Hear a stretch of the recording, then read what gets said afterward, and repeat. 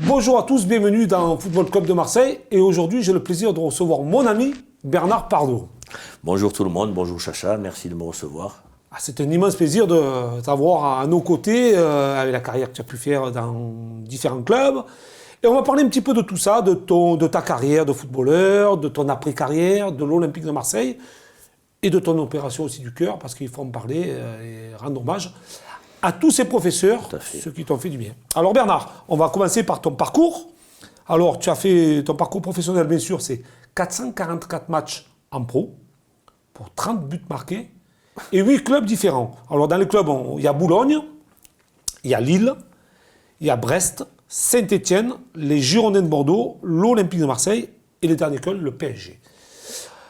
Alors, qu'est-ce que tu retiens un petit peu de tous ces clubs, de cette carrière, de ton début et jusqu'à la fin? Je crois que c'est une carrière riche qui m'a permis de faire le Tour de France. Malheureusement, je n'ai pas pu jouer dans mon club de cœur en premier, donc il a fallu que je m'expatrie et que j'aille prouver que j'étais quand même capable de jouer chez moi. Et donc, je garde que des bons souvenirs, moi, de tous les clubs, parce que bon, quand tu es jeune, tu es insouciant, donc tu vas dans notre région, le climat t'importe peu.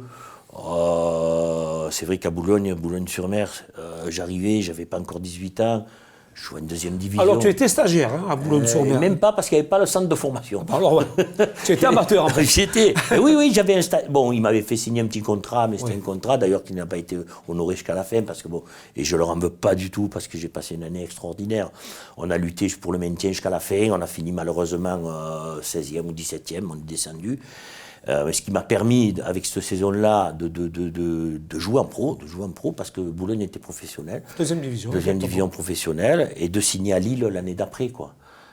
Lille, c'était encore une autre dimension, c'était la première division. Là, j'étais stagiaire, mais j'étais pas au centre, parce que j'avais un appartement, donc je menais un peu ma vie dans une ville universitaire, à 2 pas de la Belgique, à 2 pas de Paris. C'était fabuleux aussi. Oui, c'est vrai que même à Lille, tu étais tout jeune, tu avais entre 19 et 20 ans. J'avais 18 ans. Tu commençais véritablement ta carrière de je commençais à apprendre. Professionnel, en fait. Je commençais à apprendre. D'ailleurs, c'est là que j'ai fait mon premier match en première division. D'ailleurs, contre Brest, à Brest, où on avait fait match nul. Et donc, je pense que c'est là que Alain Martini m'a vu jouer pour la première fois. Non, pas pour la première fois, parce qu'on avait déjà joué contre eux avec Boulogne-sur-Mer, 2 ans auparavant. Et donc, ce qui m'a permis d'après de faire la bascule, et parce que bon, à Lille, à l'époque c'était compliqué parce qu'au milieu il y avait du monde. Il y avait Dos Santos, si je me trompe pas. Il y avait Dos Santos, il y avait Simon, il y avait Joël Henry qui arrivait, il y avait pas mal de bons joueurs, des Arco Larevic, il y avait Simon, il y avait Gilles Simon aussi, il y avait Plemelding, c'était une grosse équipe, très très grosse équipe. Et donc je suis parti à Brest. Je suis revenu en deuxième. Le Brest Armorique, qui venait de redescendre en deuxième division. Parce qu'il était monté l'année d'avant. C'est pour ça que j'avais joué avec eux contre eux l'année où ils sont montés. Et après, j'ai joué avec Lille en première division contre Brest. Okay. Et donc j'arrive à Brest en deuxième division. Là, j'avais 19-20 ans. Et là, vraiment, ma carrière a été lancée. Et c'est là où tu es champion de France On est champion de France de deuxième division la première année. D'ailleurs, il y avait 2 groupes à l'époque. Oui, j'ai connu ça. Groupe Nord. Et on avait joué la finale contre Montpellier. On avait gagné à Montpellier et à Brest. Oui, c'est ça, il y avait un écart de 3 buts, 5-2. On avait une grosse équipe. Eux aussi avaient une très très belle équipe. On était montés tous les deux d'ailleurs en première division. Alors après, tu fais Saint-Étienne en deuxième division, si je ne me trompe pas. Gros club en deuxième division, on est champion du groupe aussi. Oui. Mais là, on perd par contre contre le Matra Racing. À la finale, pour être champion de France de deuxième division, le Matra était dans l'autre groupe et on perd contre le Matra. Un match aller-retour. On fait match nul à Saint-Étienne et on perd au Matra. Et puis après, tu retournes un petit peu du côté du soleil. Ouais, contraint et forcé parce que en fait, je n'aurais pas dû quitter Saint-Étienne parce que Kasper Zak voulait que je sois capitaine de l'équipe l'année suivante quand on monte en première division. Mais malheureusement, j'avais déjà perdu mon père et ma mère est tombée malade. Elle s'est faite opérer du cœur aussi. J'avais mon frère qui était très jeune.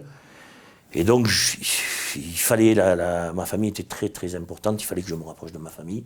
Donc j'ai demandé au président Laurent à l'époque de me donner l'opportunité de pouvoir me rapprocher de ma famille. Il m'a dit, Bernard, on avait misé gros sur toi, maintenant on voudrait qu'il y ait un transfert, et Toulon a payé ce transfert-là. Ouais, voilà. Après tu fais tes années à Toulon, bien sûr, de 86 à 89, où tu connais beaucoup de Marseillais. Il y avait Marcel Dib, il y avait Roland Courbis, Albert Raymond, d'Alger, Paga, il y avait Des Lyonis, non? Il y avait des Lyo, il y avait Ginola, Alfano, Berenguer, la grosse équipe de Toulon, en fait. Oui. Ben, on finit meilleur. La deuxième année, on finit meilleure défense du championnat. On finit 5e. La seule année où le 5e n'est pas européen. Oui, détendre derrière, quoi, en fait. Oui.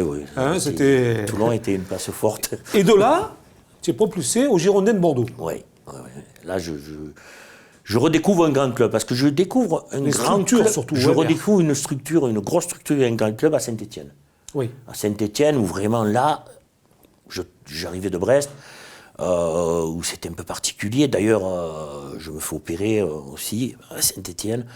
Et c'est là que j'ai découvert, parce que là, on prenait nos affaires, tu as dû le connaître comme moi, on prenait nos affaires, on allait les laver à la maison, on revenait, on changeait d'affaires, parce que là, j'ai découvert le casier, avec les affaires qui étaient prêtes le matin et tout. Il pleuvait, on avait le synthétique, il neigeait, le synthétique couvert, on avait énormément de terrain. C'était là, le premier grand club que j'ai vraiment connu, c'est Saint-Étienne. C'est Saint-Étienne où vraiment j'étais... Après, je reviens à Toulon, où on retombe un peu dans la famille, dans le truc où j'ai passé 3 années merveilleuses aussi à Toulon, parce que je suis vraiment, je suis Marseillais. En fait, c'est à partir de cette génération, entre Saint-Étienne et Toulon, si je ne me trompe pas, où on t'appelle l'aboyeur. C'est là où véritablement tu trouves ton volume de jeu. Je prends mon ampleur en fin de parcours à Brest. Et après, le volume de jeu vient après à Saint-Étienne et à Toulon. L'homme, le leader, d'une équipe. Il en faut des leaders. Hein, je suis élu meilleur joueur à Toulon du championnat de France. Ouais, on va en reparler, la bien deuxième sûr. année. Et après les Girondins de Bordeaux, bien sûr, c'est l'Olympique de Marseille, où là, tu connais le club qui va en Ligue des Champions. Mon club de cœur, quoi. Où mon père m'a mené. Je suis gardanais, donc quand mon père me disait on va au stade, c'était pour moi... un truc de fou. D'ailleurs, je me rappelle une anecdote. C'était le cadeau de Noël. Hein. Toi aussi, tu dois t'en rappeler, parce qu'on a le même âge. Quand on allait au stade, quand Marseille marquait un but, il y avait des coussins avec but dessus blanc, et tous les supporters les jetaient en l'air. Et mon père me dit, où tu vas? Je dis, je vais ramasser les coussins. Et je les prenais, j'en ramenais au moins 2 ou 3 à la maison à chaque fois. C'est vrai qu'on avait souvent ce petit cadeau de coussins c'était fabuleux. Dans les populaires. C'était les populaires, en fait, à cette génération-là. Et là, cette année-là, en 90-91, c'était champion de France. Et l'OM va en finale de la Ligue des Champions à Paris. Mais malheureusement, Bernard, là, alors c'est un petit peu le dur de ta carrière, c'est que tu te blesses en quart de finale. C'est le deuxième coup dur. C'est le deuxième coup dur de ma carrière. Voilà. Parce que le premier coup dur, il intervient à Brest, où j'arrive à ma 5e année, je suis en fin de contrat. Et Neuchâtel, Zamac, me contacte. C'était Gilbert Gress qui était l'entraîneur à l'époque. Il venait de faire un quart de finale de Ligue des Champions. Et donc, il veut que je signe à Neuchâtel. Donc, je vais à Neuchâtel et on tombe d'accord et je m'engage. Je m'engage pour 3 ans. 3 matchs de la fin contre Strasbourg, je me rappelle comme si c'était hier, je marque. Et Georges Van Stralen, pêcheur Georges, qui est décédé maintenant, à un moment donné, je joue à Strasbourg, il tacle, j'évite le tacle et j'entends mon genou gauche qui craque. Bon, je ne savais pas trop ce que c'était, mais bon. Le docteur, il m'a dit, c'est les croisés minimum. Et bon, il y a 20 ans derrière ou 30 ans derrière, c'est... Voilà, donc je descends à Saint-Étienne, je vais à Saint-Étienne, je passe l'Artro, le professeur Imbert, qui était le grand chirurgien de l'époque. Tous les joueurs se faisaient opérer là-bas. À 24 ans, me dit, monsieur Pardo, je vais vous opérer, mais je ne suis pas sûr que vous allez rejouer au football. Putain, on prend une gifle. À ce moment-là, je prends une grosse gifle, parce que le genou était en mauvais état, j'avais les croisés latérales internes, capsule rotulienne, ménisque, donc c'était vraiment un gros choc. Donc Neuchâtel m'appelle, Grefs m'appelle, me dit putain Bernard, c'est une coup dure. Il me dit écoute, on va te conserver, mais on change les termes du contrat. Je dis ah bon? Il me dit on va te faire signer 1 an, reconductible 2 ans. Ouais. Pas de risque. Tu sais, à l'époque, il n'y avait pas beaucoup de joueurs français qui allaient à l'étranger. J'étais connu, mais pas hyper connu. Je dis putain, je calcule. Je dis qu'est-ce que je fais pas. Et j'avais les dirigeants de Saint-Étienne qui étaient tous les jours dans ma chambre, parce qu'à l'époque, il y avait Hervé Revelli qui était au club, qui est un petit cousin à moi. Et il me disait Bernard, ne va pas en Suisse, reste là, gardanais comme moi. C'est un petit cousin d'ailleurs. Et il me dit reste à Saint-Étienne te veut absolument. Ils étaient tous les jours dans ma chambre, Il me dit tes conditions sont les nôtres. Tu signes, nous, il n'y a pas de problème, vu que c'est Imbert qui t'a opéré, Forissier va faire la rééducation. Et donc, je signe à Saint-Étienne. Et Gress m'appelle, il me dit, mais Bernard, qu'est-ce que tu as fait? Je dis, mais qu'est-ce que j'ai fait? Je dis, mais monsieur Gress, j'ai dit, c'est vous qui avez fait. C'est ma carrière qui est en jeu. J'ai dit, vous m'avez changé le contrat. J'ai dit, moi, je ne peux pas me permettre d'arriver chez vous 6 mois. Et si au bout de 6 mois, vous me dites, on ne te veut plus, je fais quoi? Donc, j'ai signé à Saint-Étienne. Ouais. Et là, donc, tu te replaces une deuxième fois à l'entraînement. Malheureusement, mon deuxième quoi qui est fait. Avant Milan. Je fais mon plus gros match. Pour moi, c'est mon plus gros match à Milan. À Milan avec Marseille, c'est le plus gros match que je fais sous ces couleurs. Et donc on joue Milan AC, qui est quand même champion du monde des clubs, champion d'Europe sortant, le grand Milan, champion d'Italie, champion d'Europe sortant et champion du monde des clubs. Oui.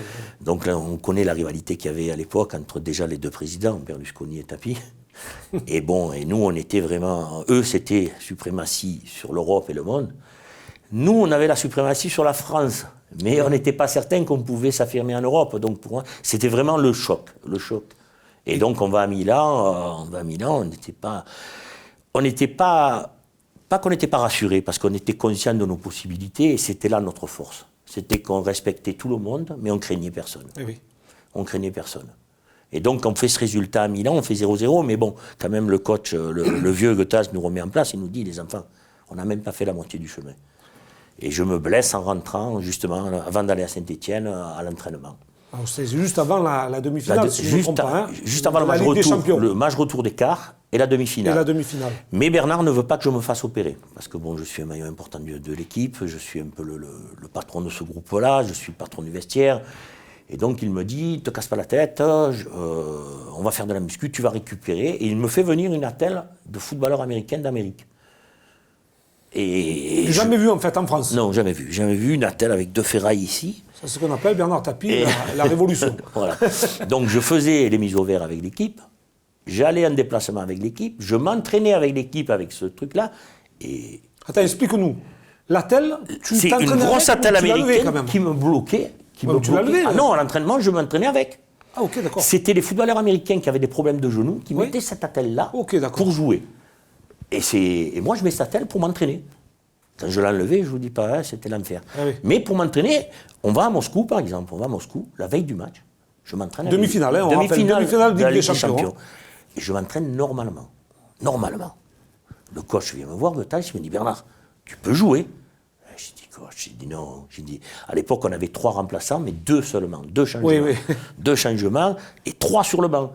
J'ai dit, coach, imaginez qu'au bout de 10 minutes, je ne puisse plus jouer. C'est une demi-finale de Ligue des Champions, je ne peux pas. Et j'ai refusé de jouer la demi-finale. C'était dur, certainement. C'est dur, c'est très dur, mais bon, on était tellement soudés, je ne me sentais pas, moi, de rester 10 minutes, de les abandonner. Pourquoi faire? Pour dire j'ai joué une demi-finale? Non, mon but n'était pas ça. Mon but était qu'on la gagne, parce que je la gagnais avec eux. Absolument. Je la gagnais avec eux. Et donc, on fait le match retour, on balaye Moscou, on était dans un truc. Et peut-être l'erreur qui a été faite à ce moment-là, c'est que, on l'a vu dans les yeux et dans les paroles des supporters, c'est que dans la crainte qu'ils avaient contre Milan, est devenu, ça y est, on est tranquille, on est champion. Et peut-être cette déconcentration nous a pas fait gagner cette Ligue des Champions cette année-là où on était hyper favoris, effectivement. Mais on s'est aperçu quand même qu'avec l'Étoile Rouge, c'était quand même une génération dorée. Absolument. Ils ont tous éclaté, ils ont tous joué dans les plus grands clubs d'Europe. Il faut rappeler, Bernard, qu'on a souvent parlé de 93, parce que l'OM, c'est en 93 qu'a gagné la Ligue des Champions. Mais tous les amateurs du football, et notamment de l'Olympique de Marseille, tout le monde dit qu'en 91, c'était la plus belle équipe de l'Olympique de Marseille. Pour moi, il est difficile de dire ça parce que je joue en 91. Bon, donc, l'histoire gardera la 93 qu'il a gagnée. Absolument. Et nous, on gardera notre époque. Non, mais c'est juste un petit rappel parce que bon, il y a quand même le passé, il faut le rappeler. C'est vrai, mais moi, je crois que l'erreur qui a été faite, et inconsciemment dans nos têtes, dans la tête des joueurs, on a dit, c'est vrai, on va être champion d'Europe. C'est vrai, on va être champion d'Europe. Alors que quand on a abordé Milan, on avait beaucoup plus de respect, peut-être, pour cette équipe-là. La grande équipe, oui. Pas de crainte, mais de respect. De prestige, en fait, de parce qu'avec l'équipe que nous avions, on ne craignait personne. Oui. Personne, parce qu'on était aussi physique que technique. On était un rouleau compresseur. Franchement, on était un rouleau compresseur, parce que j'ai joué avec des joueurs extraordinaires. Parce qu'on oubliait de dire qu'on avait 2 ballons d'or dans l'équipe. Il y avait surtout Francescoli devant, si je ne me trompe pas. Non, l'année d'avant, Francescoli. Là, on avait 2 ballons d'or. Tu avais Abedi Pelé, ballon d'or africain. Jean-Pierre, ballon d'or français. Européen. Oui, européen. Et Chris Waddle. Stojkovic, qui était là aussi. Vercruis, Jano Tigana, qui était sur le banc, ces gens-là. pourtant c'est des monstres, des monstres. Des internationaux. Fournier, des internationaux, Fournier sur le banc, Gaëtan Huard sur le banc. Ah oui, c'était... on avait une équipe de feu, de feu. Donc après cette péripétie en fait malheureuse pour toi, tu restes... Alors c'est bizarre parce que Bernard Pardo, ça donne une image à Marseille d'un joueur qui a joué 10 ans à l'Olympique de Marseille. Et tu as fait une seule saison. Une seule saison. J'avais signé 4 ans. Oui, parce qu'après, voilà, alors, je voulais en venir justement là. Tu es blessé et tu as un transfert au PSG. Oui. Alors explique-nous un petit peu tout ça parce qu'il y a beaucoup d'ambiguïté dans tout ça et on ne sait pas véritablement la vérité. Nul n'est parfait, c'est pour ça que je suis allé à Saint-Germain. Mais non, le contexte de l'époque est particulier parce que quand je signe à Marseille, il ne faut pas oublier que Deschamps est prêté à Bordeaux. Oui, je me rappelle bien de ça. Parce que Deschamps part à Bordeaux. Tapie avait envoyé Deschamps à Bordeaux. Dans mon transfert. Donc moi, quand je me pète le genou, avant de me péter le genou, je joue en équipe de France avec Dédé. On joue tous les deux à côté. D'ailleurs, Dédé joue à côté de moi, il a 18, 19 ans. Ouais, tout jeune. Donc moi, je vois le potentiel de Dédé, je l'ai eu sous mon aile, et je sais pertinemment que Dédé va être un grand joueur. Donc quand je fais mon calcul, moi je suis blessé, j'en ai minimum pour 6 mois. Dédé revient de Bordeaux, donc Dédé va jouer. Eh oui. Quel est mon avenir? Oui, je vais me battre. Je me suis battu toute ma carrière, je vais me battre pour essayer de gagner ma place. Mais bon, le contexte n'est pas très très favorable parce que Bernard ne va pas garder que milieu. Sachant blessé, il va prendre notre milieu. Bernard était un gars adorable, je le tutoyais, il m'appelait, mais il était impitoyable dans les affaires, il était impitoyable. Il voulait tout gagner, c'était un ogre, il nous mettait dans les meilleures conditions pour tout gagner, donc c'est pour ça que je respectais énormément. Donc, Charles Bietri, qui reprend à l'époque Paris Saint-Germain avec Denisot, avec Brochand, avec toute l'équipe, m'appelle, me dit Bernard, viens à Paris. On a un projet, on construit un projet, viens à Paris. Et j'ai dit, mais je suis blessé, Charles. Hein. Il me dit, non, mais ça fait rien. On a besoin de toi, de ton expérience pour encadrer le club, pour ci, pour là. Et je fais mon calcul, je dis, c'est pas plus bête. Paris est en construction, Paris est en reconstruction, ils me veulent à tout prix. Oui. Et c'est pas plus bête. Donc je vais voir Bernard, je dis, Bernard, je m'en vais. Je m'en vais, parce que beaucoup de gens pensent que j'ai été... Et là, il ne comprend pas très bien. Voilà, parce que, non, lui ne comprend pas très bien, mais les gens n'ont pas compris parce qu'ils ont cru au départ que j'étais dans le package Angloma contre Fournier, Germain et moi. Non, c'est pas ça du tout. Fournier et Germain sont dans le package, dans le transfert. Mais moi, je vais voir Bernard. J'ai dit, Bernard, je pars, je veux partir. Donc Bernard me dit, mais non, pourquoi tu veux partir? J'ai dit, je veux partir. Tu sais pertinemment pourquoi je veux partir, parce qu'il y a ci, il y a là, donc je redis tout ça. Et il me dit, mais tu es sûr de ton choix? J'ai dit, oui, je suis sûr de mon choix, Bernard, je veux partir. Il me dit, ben, va voir Bernès, je vais l'appeler, et tu négocies ton transfert. Tu fais ce que tu veux. Et tu pars libre, en fait? Et je pars, je me fais licencier. Ok. Je me fais licencier par Marseille, et j'arrive à Paris Saint-Germain libre, je signe 5 ans à Paris Saint-Germain. Voilà, tu signes 5 ans, mais tu restes qu'une saison. Qu'une saison. Qu'une saison, parce que bon, je tarde quand même à récupérer, et j'ai quelques petits soucis avec Arthur Georges, parce que bon, j'ai un caractère particulier, et donc... Peut-être lui qui a un caractère particulier. Je sais pas, j'avais pas la même vision des choses que lui. Bon, à un certain moment, il m'a demandé d'être un peu ses oreilles et ses yeux dans le groupe. Je te connais pas comme ça. Chez nous, on dit la balance, mais bon, je lui ai dit ouvertement, j'ai dit, coach, vous avez dû vous tromper de personne, parce que bon, je sais pas faire. Je ne sais pas faire ça. Après, j'ai pris trop le parti de certains joueurs, les patins de certains joueurs, parce que c'était moi, c'était encore moi. Donc, j'étais plus trop en odeur de sainteté avec lui. Et malheureusement pour moi, ça a eu un gros impact sur la suite de ma carrière, parce que bon, nous étions qualifiés pour l'Euro 92 avec l'équipe de France, où j'avais fait toutes les qualifications, où on était invaincus dans ces qualifications. Toi, tu étais vaincu. Et Platini m'appelle. Alors, attends, Bernard, fini et après juste parce que tu me parles de l'équipe de France, je voudrais revenir. À savoir que tu as fait 13 matchs en équipe de France, 13 sélections. Tu as 10 victoires, 3 matchs nuls, aucune défaite. Aucune défaite. Ton premier rassemblement, c'est avec le Henri Michel. Deux rassemblements. Voilà. Un, il me fait pas rentrer, et un, je rentre. Voilà. Et tu fais match nul. Oui. Et après, c'est Michel Platini qui nous resélectionne. Qui te fait revenir en équipe nationale. Voilà. Parole. Et voilà, donc Michel m'appelle et me dit, Bernard, regarde un peu, il faut que tu joues les derniers matchs pour que je puisse t'amener à l'Euro. Parce que j'ai la presse sur mon dos et tout, alors que Michel n'avait pas la presse sur son dos, donc il faisait comme il voulait. Mais bon, c'est vrai que j'avais joué 8-10 matchs, je crois, à Paris, donc c'était pas énorme. Et sachant confiance quand même. Ouais, mais sachant que je pouvais pas aller voir Arthur, donc je dis qui je vais voir. J'ai dit je vais voir les joueurs. Je demande aux joueurs. Je dis les gars, regardez un peu. J'ai dit, voilà, il faut que je joue. S'il y en a qui peuvent être blessés ou un truc comme ça, peut-être qu'il me... Oui, bon. Ça s'est pas trop passé. Petits arrangements dans le vestiaire. Dans le vestiaire, mais bon, il n'y a pas eu trop d'arrangements. Donc un jour, du coup, quand j'ai vu que je pouvais plus jouer et que Michel donne sa liste, un matin, j'ai pris mon sac, je l'ai rempli, je l'ai mis sur le dos, je suis parti. Denis Troche me dit où tu vas. Je dis, toi, je te parle pas, j'ai pas envie de te parler. Et je suis parti, j'ai dit, je verrai les responsables. Et je suis parti. Je suis parti. Parce que pour moi, l'apothéose était de finir sur l'Euro 92. L'Euro 92, c'était pour moi une apothéose. Et je souhaitais arrêter après. Oui. Parce que ma carrière était assez remplie, j'ai été champion à Marseille. J'avais pour moi fait pratiquement les plus grands clubs français. Et l'aboutissement était l'équipe de France, c'est-à-dire faire une phase finale de l'Euro. Et j'avais décidé d'arrêter. Et donc, ça a été un peu prématuré.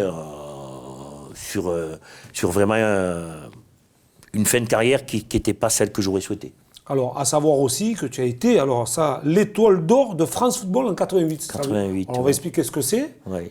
Explique-nous-le. L'étoile d'or, c'est le joueur le plus régulier de la saison et le meilleur joueur de la saison, en fait, élu par les journalistes. En fait, autant chez toi que... Mbappé, c'est le Bernard Pardo d'aujourd'hui. Ah oui, je dirais pas ce que oui, puisqu'il a été élu meilleur joueur de la saison. Bernard Pardo a été élu meilleur joueur du championnat de France de première division. Ouais. Alors, on va passer un petit peu... de ta carrière, tu nous as un petit peu expliqué tout ce qui s'était passé. Alors, après, ton meilleur souvenir de ta carrière je pense que c'est... Dans un club ou en équipe de France Je pense que c'est d'une, c'est d'abord Marseille, parce que mon meilleur souvenir, c'est ce quart de finale contre Milan, et le titre de champion de France. Je crois que pour un joueur professionnel, l'aboutissement, c'est de jouer dans les plus grands clubs français, ce qui venait de m'arriver, parce que Marseille était le plus grand club français de l'époque, et d'être champion de France, et de jouer la Ligue des Champions. Je crois que tu sais pertinemment qu'à l'époque, il y avait très peu... Il y avait le champion. Il n'y avait que le champion. Maintenant, on ne sait plus qui est champion. Tu demandes en Angleterre, ils sont 4. À ce stade-là, qui est champion. C'est vrai. Tu demandes à certaines personnes, ils ne savent pas te répondre. C'est vrai. Parce que tu as 4 clubs anglais. Tu as 4 Italie. clubs espagnols, tu as 4 italiens. Oui. Donc c'est compliqué. Là, il n'y avait que le champion de France, c'est tout. Oui, il n'y avait qu'un qualifié, effectivement, qui veut jouer la Ligue des Champions après. Ton plus gros regret? Mon plus gros regret, c'est cette blessure qui ne m'a pas permis d'aller au bout de cette saison à l'OM. Parce que bon, je ne sais pas si ça aurait changé les choses, mais j'étais un maillon important de cette équipe-là. Alors, Bert, on sait que toi, tu étais l'aboyeur de toutes les équipes où tu es passé. Tu as été l'équipe de France aussi, où tu as été un leader. Avec quel joueur tu aurais aimé jouer à ses côtés, en fait? Avec Diego Maradona, bien sûr. Parce qu'il y a une petite anecdote aussi, parce qu'après le match de Milan, j'ai 3 clubs italiens, donc Naples, Fiorentina et Sampdoria de Gênes. Et Naples, Diego Maradona jouait à Naples à cette époque-là. Je crois que... oui, tu es passé juste à côté. Juste à côté. C'est encore cette blessure, c'est encore ce genou-là. Et le joueur, entre guillemets, que tu n'aurais pas aimé jouer à tes côtés. Avoir à tes côtés, plutôt. Ouais, je sais pas. On va pas tout dévoiler, mais bon, on connaît ton franc-parler. Ouais, bon, il y a des joueurs comme Ali Lodzik qui ne me plaisaient guère. Ouais. Toujours les bras en l'air, toujours en train de critiquer ses partenaires. La pleureuse. Voilà. Qui donnait des coups, mais qui pleurait. Oui, qui pleurait beaucoup. Donc, en fait, j'ai jamais aimé les gens qui pleuraient sur un terrain. Donc, voilà. En particulier. C'est double visage. Il donnait des coups, mais il n'aimait pas en recevoir. En recevoir, mais il pleurait souvent, quoi. Très souvent, oui. Souvent. Et bon, maintenant, on va parler un petit peu de l'Olympique de Marseille. Après ton passage à toi, l'OM actuel, qu'est-ce que tu ressens? Qu'est-ce que tu penses de cette équipe? C'est chaotique. C'est chaotique. Je pense que l'OM n'a pas atteint encore la stabilité, la sérénité qu'il faut pour devenir un grand club. C'est trop chaotique. Je crois que la saison dernière a été l'arbre qui a caché la forêt, parce que bon, on a fait une saison, même tous les joueurs étaient à 200%, et on n'a pas été assez vigilants à la fin de cette saison-là. Parce que c'est vrai qu'effectivement, quand tu es entraîneur, tu aimes bien reconduire ton groupe, parce qu'il a été très performant. Et bon, peut-être aussi que les recrues n'ont pas été à la hauteur de ce qu'on attendait d'eux au départ. Ouais, mais alors, Bernard, là tu me parles de recrues. Est-ce que quand tu fais une superbe saison l'année précédente, que ça a été vraiment une saison où tout le monde était derrière cette Olympique de Marseille, est-ce que c'était pas peut-être le bon moment pour pouvoir se projeter avec 2-3 nouveaux joueurs qui t'a apporté le plus pour gravir l'échelon, l'étage? Quoi qu'il en soit, il fallait peut-être anticiper le fait que Thauvin n'allait pas te marquer autant de buts. Car Thauvin n'est pas vraiment un attaquant. Il est un milieu très très offensif qui a eu une réussite extraordinaire la saison dernière. 22 buts, hein. 22 buts, c'est énorme. Et quand tu sais pertinemment que pour être dans les 3 premiers, il te faut minimum 2 ou 3 joueurs à 15 buts. Toi, tu ne les as pas. Il te faut déjà une véritable avancée. Si tu en as 3 à 15 buts, déjà, c'est énorime. Comme tu regardes Lyon, tu regardes Paris, tu regardes les grands clubs, ces joueurs-là. Toi, tu ne les as pas. Après, tu recrutes Mitroglou. Tu recrutes Mitroglou, c'est... Le joueur, je ne sais pas, je ne le connais pas. Oui. Mais il ne s'est pas intégré, Tu ne penses pas que c'est la véritable erreur du club, sans citer de nom, mais du club de ne pas avoir pris un grand attaquant? Parce que là, on a Balotelli aujourd'hui. Est-ce que c'était pas mieux de le prendre au mois de juin dernier? Je pense que maintenant... Je pense qu'ils doivent s'en rendre compte maintenant. Ils doivent s'en rendre compte maintenant parce que je crois que Marseille se doit d'avoir de grands attaquants. Dans l'histoire marseillaise, il y a toujours eu beaucoup de grands attaquants. Le petit Valère a souffert de ça parce que tout le monde, on y a tapé dessus. Mais c'était soit Mitroglou, soit Valère. Alors que Valère, jusqu'à présent, avait toujours joué avec un point d'appui. Quand il a joué à Monaco, il y avait Falcao. Quand il a joué à Nice, il y avait Balotelli. Donc c'est un joueur qu'il faut qu'il tourne autour de quelqu'un. C'est pas un avançant type. Alors quand tu sors Mitroglou, que tu fais rentrer Valère, il est tout seul devant. Donc c'est difficile. Là, on voit Valère joue avec Balotelli, joue à côté de Balotelli. C'est différent. Voilà. Donc là, à ce niveau-là, je pense que l'OM a fait une petite erreur parce que c'est vrai que ça se jouait à 1,5 million, 2 millions. C'est la com surtout qui est mauvaise. C'est la com, de dire qu'on n'a pas besoin d'attaquants. Non, on a besoin d'attaquants. Tu as toujours besoin d'attaquants. Surtout besoin de grands attaquants, marginaux, parce que nous on sait que le public marseillais est très spécial. On est une ville particulière. Mais qui connaît très bien le football aussi. Oui, il ne faut pas leur faire passer des vessies pour des lanternes. Hein. Le supporter marseillais, à travers les âges, a toujours eu de grosses équipes, des joueurs sous les yeux. Et c'est un public de connaisseurs. Absolument. De connaisseurs. Alors après, on se retrouve dans une situation où il y a des points délicats, avec des joueurs d'expérience qui n'apportent pas ce qu'ils doivent apporter. Et on se retourne sur des jeunes joueurs, notamment marseillais, là je pense de Maxime Lopez et Boubacar Kamara, qui eux ont mis un petit peu de temps à s'imposer et aujourd'hui on ne peut plus s'en passer. Parce qu'on doit les préparer. On doit les préparer, mais je vais revenir beaucoup en arrière. Comment est-il possible que Marseille, avec la pépinière que nous avons dans cette région, ne soit pas le plus grand formateur de France ? Ça, c'est pas normal non plus. Absolument. Pas normal non plus. Quand tu vois Lyon qui fournit des joueurs à tout va. Bernard. Paris fournit énormément de joueurs. Beaucoup de très très bons jeunes. De très très bons jeunes. Et nous, on n'arrive pas. Nous, on n'arrive pas à amener ces joueurs-là. On n'a pas de contrat avec les clubs autour. Bon, c'est en train de se faire, mais c'est tard quand même. Quand on voit qu'il y a des clubs qui ont signé des conventions avec Montpellier, qui ont signé avec Monaco, tout ça, c'est pas normal. C'est pas normal. Nous, Marseillais, on doit aller jouer ailleurs pour revenir chez nous. Oui, est-ce que c'est aussi logique de ne pas avoir de recruteurs qui sont anciens du club pour aller taper dans les clubs marseillais, dans les quartiers marseillais, aller voir les parents? On n'a plus cette image-là d'identité, en fait. Il est évident qu'il te faut des fusibles. De toute manière, à travers le néon, il faut un fusible. Le fusible, c'est effectivement, je trouve qu'on se sert peut-être pas assez du patrimoine que nous avons. C'est un club qui a un patrimoine avec des anciens joueurs extraordinaires. Et on ne s'en sert peut-être pas assez. C'est sûr que dans les conflits qu'il y a eu, peut-être s'il y avait eu d'anciens joueurs, d'anciens Marseillais, qui connaissent la ville, qui connaissent les supporters, qui connaissent le club, ils auraient peut-être intervenu un peu plus vite. Mais bon, c'est vrai, quand on voit tous les grands clubs européens, on a énormément d'anciens qui sont autour du club. Est-ce que l'OM séduit toujours autant qu'il y a quelques années en arrière? Parce qu'on entend dire souvent... les jeunes ne veulent plus venir à l'Olympique de Marseille, ils savent très bien que nous ne jouerons pas, qu'ils ne vont pas réussir. L'OM fait peur. L'OM fait peur, tu le sais autant que moi, il faut être costaud pour jouer à l'OM. Il faut être costaud parce qu'il y a un environnement. Oui, mais on a quand même ces jeunes-là qui connaissent aussi l'atmosphère du Vélodrome. Oui, mais ils ne sont pas rentrés dans l'arène encore. Oui. L'arène du Vélodrome. Oui, mais si on les fait rentrer jeunes, il faut qu'on les prépare. Voilà. Ou alors il faut des gens, quand nous avons connu le haut niveau jeune, on avait des grands joueurs autour de nous qui nous ont guidés. C'était nos tuteurs, ce qu'on a fait après. Oui. Qu'on a fait après. Moi, Deschamps était avec moi, il avait 18-19 ans, j'étais son tuteur. Oui, c'est vrai. Autant de jeunes qui rentraient, on les éduquait. Il faut éduquer. Comme les deux jeunes, moi je suis persuadé que Radonjic et Setakar, malheureusement, dans la com n'est pas bonne. La com n'est pas bonne. Tu ne dois pas les présenter en tant que recrues. tu dois les présenter en tant que deux jeunes qui vont étoffer ton effectif, que tu vas préparer. On les a présentés comme deux joueurs. Donc, qu'est-ce qu'on attend quand on te présente deux stars que tu payes? Oui. On attend qu'ils s'imposent de suite, parce qu'à Marseille, on n'est pas très patient non plus. On n'est pas très patient. On veut des joueurs qui s'imposent de suite. Aussi, ces deux jeunes joueurs, est-ce qu'ils ont été lancés dans le grand bain au bon moment? Voilà, mais on ne les prépare pas. On doit les préparer. On doit les préparer à cette grande arène, parce que le stade Vélodrome, c'est une grande arène. C'est une grande arène. Et c'est une fierté quand tu dis que tu t'es imposé au Vélodrome. Dans le football français, c'est une fierté. C'est la capitale du football français. Ah ben tout à fait, tout à fait. D'ailleurs, on connaît Marseille dans toute l'Europe. Dans le monde, on connaît Marseille. Absolument. Voilà, il y a des clubs qui ne sont pas connus. Hein.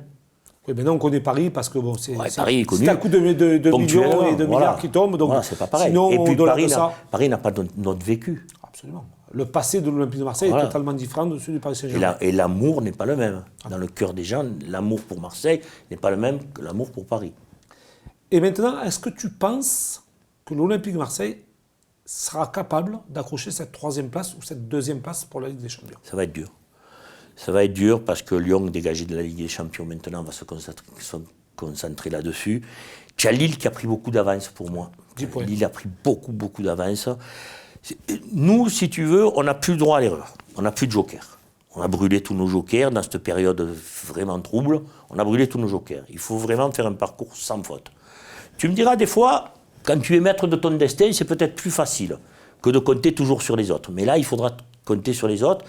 Et il y a un truc qui est primordial. Il faut battre les 5 premiers si tu veux passer devant. Ce qui n'a pas été le cas. Ce qui n'est pas le cas actuellement.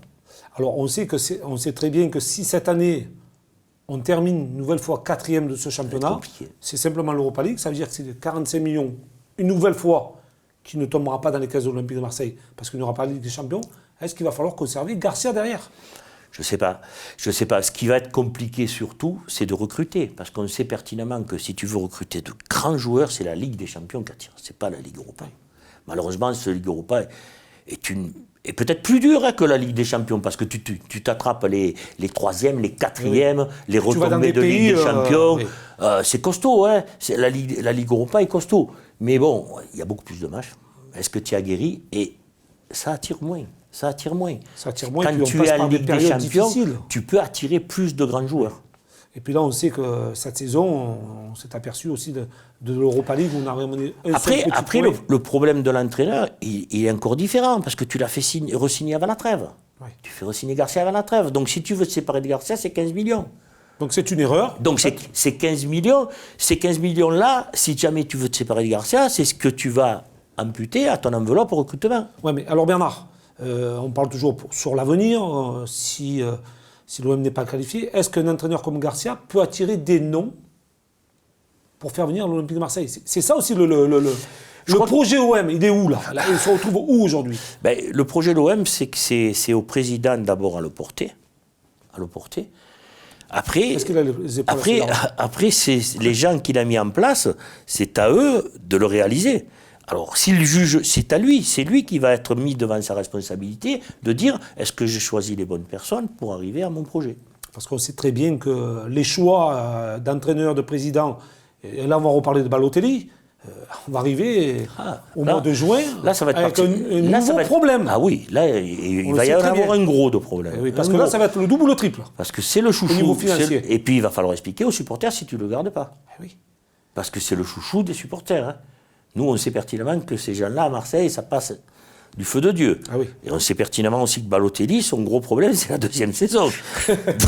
donc c'est vraiment un cas particulier. Mais bon, si tu dis aux supporters l'année prochaine, on n'a pas pu le conserver, ça va être compliqué. Hein. Ça veut dire que tu n'as plus les moyens pour construire une belle équipe. On est bien d'accord. Et là, pour le conserver à lui, là, il faut des moyens. Et là, il va falloir énormément. Il va falloir, hein. Mais ça voudrait dire que c'est un échec aussi de la direction. Puisque moi, ça n'a pas été fait au mois de juin dernier. Il y a deux choses qu'il faut prendre en compte. C'est qu'on aurait pu le réaliser en début de saison. Après, je ne sais pas ce qui s'est passé. Est-ce que c'est la faute du club? Est-ce que c'est la faute de Balotelli? Est-ce que c'est la faute de son agent? Ça, on ne le sait pas trop. Mais une première faute était là de ne pas le prendre en début de saison. La deuxième faute est maintenant de ne pas avoir pérennisé la seconde année. Oui. Si tu n'as pas pérennisé, bon après je ne sais pas, peut-être qu'ils l'ont pérennisé, ils ne l'ont pas dit, mais si tu ne l'as pas pérennisé, la discussion elle va être compliquée. Hein. Parce que là, il est en passe de redevenir international. Le sélectionneur italien a dit que pour l'instant, il n'était pas encore prêt, mais que ça allait venir. Donc, s'il réintègre la squadra, ça va être encore difficile. De toute façon, Ballot il va tout faire pour essayer d'intégrer l'équipe nationale, ça on le sait. Hein. Ben, quand on voit les qualités qu'il a, on se demande pourquoi ce garçon ne fait pas une autre carrière aussi. Bon, après, psychologiquement, on connaît aussi le garçon. Mais au-delà de tout ça, Bernard, il va falloir aussi, comme le président a déclaré aujourd'hui et dans les journaux il y a quelques jours, qu'il va y avoir du remaniement, c'est-à-dire qu'il va y avoir un petit peu du balayage dans ce club. Oui, mais il va falloir que tu remplisses l'enveloppe. Hein. Il fallait que tu remplisses l'enveloppe. Mais qui tu vas pouvoir vendre ? Il n'y a pas beaucoup, il y a pas beaucoup de joueurs qui sont surcotés sur le marché. Bon, tu as Thauvin, mais si tu perds Thauvin, tu le remplaces par qui ? Le problème, il est là. Après, bon, Gustavo, pour moi... On parle de Saint-Maximin, mais bon... Pour moi, Gustavo et Pêcheur, c'est celui qui a le plus subi le début de saison de l'OM, parce qu'on l'a trimballé entre le poste de libéraux et de milieu. Et je pense qu'il ne méritait pas ça, parce qu'il l'année passée, il a fait une saison extraordinaire, et c'est un garçon que j'aime beaucoup. Ça manque beaucoup de respect vis-à-vis de ce joueur. Parce que peut-être qu'il joue à notre poste, c'est pour ça qu'on est... Aussi, on a plus l'œil porté sur ces joueurs-là. Mais je trouve qu'il ne mérite pas de finir comme ça. Bon, après, Adil Rami, je ne le connais pas, mais bon, quand il dit qu'il était en burn-out, je pense qu'il a assez de prise de position pour le dire en début de saison. Si tu es en burn-out, tu le dis...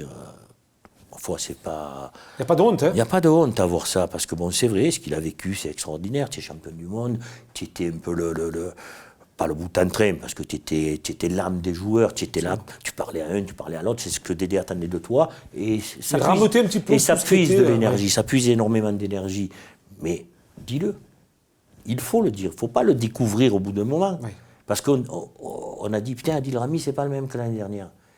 Mais si toi, tu dis... Je ne suis pas le même parce que je suis dans cet état. Et c'est pas pareil. Donc il faut parler. Et un joueur expérimenté comme lui doit le faire. Strootman, qui n'arrive pas à s'imposer. Donc ça va être difficile. Bon, après, on sait que le football est particulier. Regarde, tu as transféré Mitroglou. Donc tu peux transférer Strootman, tu peux transférer les autres. Mais Bernard... Qui aurait pensé que tu puisses transférer Mitroglou aussi vite ? Absolument. Attention. Il faut savoir que Mitroglou n'est pas transféré, prêté. Avec certainement une partie du salaire pris en charge par l'Olympique de Marseille, je suppose. Je pensais qu'il était transféré. Non, il n'est pas transféré. Il est prêté 1 an et demi, mais en fait, Strootman, c'est 30 millions d'euros. Et c'est pas mais tu seras obligé de faire des 600 efforts. 000 euros par mois de salaire. Lui fera des efforts et nous, on fera des efforts. Oui. Voilà, ça c'est donc, à ce cas-là, c'est réglé. Et il va y avoir le cas aussi, Dimitri Payet. Ah oui, Payet aussi, c'est un problème. C'est un problème parce que, bon, il ne joue plus, il ne s'intègre plus. Donc, il n'est plus sélectionné en équipe de France, un salaire très élevé, et puis la valeur marchande n'est plus la même. Et le dernier cas, il sera Steve Mandanda, qui arrive à un âge avancé. Mais bon, je pense qu'on peut préparer un gardien de but derrière en gardant Steve. Tu penses que du côté de l'Olympique de Marseille, on pense à deux jeunes c'est personnellement, hein, là je te pose une question. Moi, je l'espère, parce que quand tu regardes un club comme Paris qui prépare un Areola à travers un Buffon, c'est bien, parce que le jeune Areola est très très jeune. Oui. Mais bon, après, nous, est-ce qu'on a la capacité de préparer un gardien de but ? Je ne sais pas. Est-ce qu'aussi on a la possibilité de vouloir le faire jouer ? Oui. Mais bon, je pense qu'il disait qu'il était sur le gardien de Montpellier. Il ne va pas être donné non plus, le gardien de Montpellier. En fait, le gardien de Montpellier, je crois qu'il avait été contacté il y a quelques saisons. Et maintenant, il y a toute l'Angleterre qui doit vouloir, l'Italie, c'est sûr l'Espagne. On n'est pas très très bien placé au niveau des transferts, dans la mesure où tu as l'Angleterre qui est un gros porteur sur ce. Justement, là on parle de recrutement. Tiens, on va juste un petit mot sur Zubizarreta. Je pense que c'est un grand monsieur que toi oui, j'ai joué contre. Donc tu as joué contre, respectueux. Son rôle, vu de l'extérieur, toi qui es ancien joueur. Il n'est pas très clair parce que bon, jusqu'à maintenant, il n'a pas vraiment de fait d'armes à son actif parce qu'apparemment, on ne sait pas si les joueurs qui viennent à Marseille sont proposés par lui et sont validés par Garcia. Bon, validés par Garcia, oui, puisque c'est Garcia qui les prend. Oui. Mais est-ce que c'est lui qui les amène ou pas ? Je ne sais pas, il ne communique pas trop là-dessus. Donc je pense que c'est un homme discret, intelligent. Et je vois qu'il est en contact avec Arsenal. Ouais, donc ça veut dire qu'il y a quand même un petit peu le feu qui commence un petit peu à s'allumer là, sous les pieds. Donc c'est peut-être pas une bonne chose pour l'Olympique de Marseille. Je ne suis pas assez au fait de l'actualité marseillaise pour pouvoir répondre à ces questions-là. On va terminer sur un truc qui te tient à cœur, c'est le cas de le dire. c'est quand même tes opérations, où tu as subi une deuxième opération au mois de juillet, une transplantation en fait. Oui, c'est mon troisième cœur, oui, tout à fait. J'ai toujours été un homme de cœur. C'est vrai. Non, je voulais, plaisanterie mise à part, je voulais tirer mon chapeau à des hommes qui sont dans l'ombre et qu'on parle très peu. Là, il y a 20 ans de ça, j'ai été greffé une première fois par deux hommes extraordinaires, qui est le professeur Métra et le professeur Ribéry, pas le footballeur, hein, parce que je pense pas. J'aurais pas été dans cet état. Sincèrement, même tout le respect que j'ai pour Franck Ribéry, je pense pas l'a mieux valu. J'aurais pas été dans cet état, non. Alberto Ribéry, qui est un grand amateur de football d'ailleurs, est suivi pendant 20 ans par le professeur Ambrosi, à la Timone, où il y a deux services extraordinaires. Un service du professeur Habib avec le professeur Ambrosi et le nouveau service du professeur Collard. Oui. Et 20 ans après, je viens au mois de juillet d'avoir encore une transplantation cardiaque, car le premier cœur arrivait à terme. En fait, on t'a changé une nouvelle fois le cœur ? Une nouvelle fois le cœur, donc c'est le troisième, oui. Ouais, c'est le troisième. Et ça, c'est... Toi, Et à 20 ans d'écart, c'est encore Alberto Ribéry qui m'a regreffé. C'est fabuleux. Et là, aujourd'hui, tu te portes comment ? Comme un charme. Comme un charme, c'est extraordinaire. J'ai eu ma visite lundi, là, extraordinaire. Le docteur Chalvignac qui me suit, pas souhaité me faire de biopsie parce que ça allait très bien. Donc, là, on retrouve le capitaine Pardo, alors. Ouais, le leader, l'aboyeur. Ouais. Petit à petit, on retrouve Bert. C'est pour ça que je veux tirer mon chapeau à ces gens-là qui redonnent de l'espoir, qui redonnent de la vie, qui donnent de leur personne. Ils opèrent à des heures indues, ils opèrent pendant des heures, et quand on parle de concentration, quand tu es 10 heures sur une opération, je crois que... Mais bon, c'est pas une opération... C'est des Formule 1. Ouais, c'est des Formule 1. Et tout leur service, tous les gens qui les entourent. Moi, j'ai eu la chance 2 fois d'être dans un service extraordinaire à la Timone, dans 2 services différents, mais vraiment, je tire mon chapeau. Quand on charge par des hommes. Ah oui. Oui, des hommes, autant des hommes que des femmes qui sont là jour et nuit, qui sont à votre service. Moi, j'étais mort la première fois. Et merci aux donneurs aussi, Bernard. Les donneurs, merci aux donneurs, mais c'est vrai que c'est à travers une mort qu'on revit.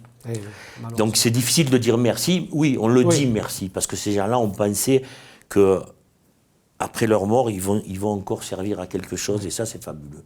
C'est fabuleux. Et il y a un autre truc qui est extraordinaire, c'est l'anonymat. L'anonymat, parce que psychologiquement, c'est très dur de recevoir un cœur, déjà.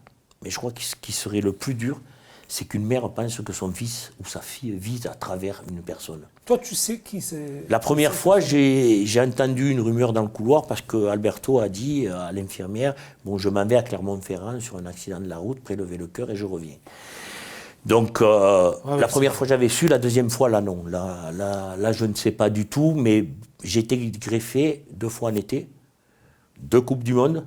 Donc, j'ai dit à Dédé, là, j'ai envoyé un texto, j'ai dit c'est fini, j'arrête, ça ira. Ça fait 2 fois. Et en plus, c'est vrai, parce que la première fois, c'est le 2 août 98, quand la France a été championne du monde. Et là, c'était le 4 juillet. Le 4 juillet, quand la France a été encore championne du monde. Voilà. Donc, moi, j'ai été greffé 2 fois en été, et bien souvent, c'est des accidentés de la route. Et tu ne sais pas l'âge des personnes ? Non. Ça, on ne te dit rien. Non. Écoute, Bernard, on te remercie de ta franchise. Merci beaucoup et surtout bonne chance à toi. Ouais, et pourquoi pas recommencer le sport, donner quelques bons ballons une nouvelle fois. Avec mes vieux genoux, c'est dur. Le cœur est neuf, mais les genoux, malheureusement. C'est déjà pas mal, le cœur est très bien. Merci Bér. Merci à vous. Et puis à bientôt sur Football Club de Marseille. Avec plaisir. Avec plaisir. Ciao. Ciao. Ciao.